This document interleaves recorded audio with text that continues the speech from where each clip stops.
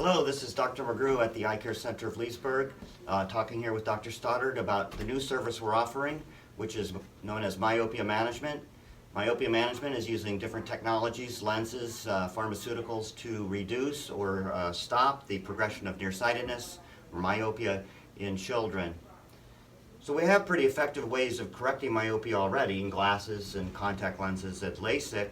So my question might be, why is it important then for us to reduce the development of nearsightedness in children? What do you say, Dr. Stoddard? Yeah, so we never want vision to be something that impedes you from reaching your goals, and the tricky part about nearsightedness is that it makes kids less functional without their glasses, especially when you get into higher levels of myopia. But also down the line, sometimes people are interested in things like refractive surgery, and the higher the prescription, the more complex those become, and sometimes it even stops them from being a candidate from that.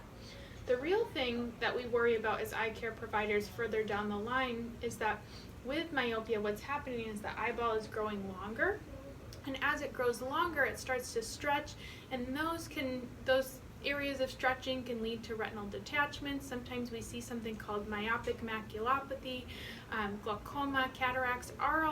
All of those things are more common in people who are nearsighted, and so preventing that from getting worse can slow or reduce your risk later on of getting those things.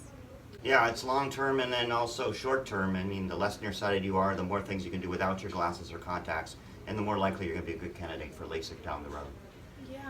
Can you talk to them a little bit about what we're doing for slowing nearsightedness? Sure. For many years, things have been tried with contact lenses, and some worked sporadically, and sometimes often we didn't even know why.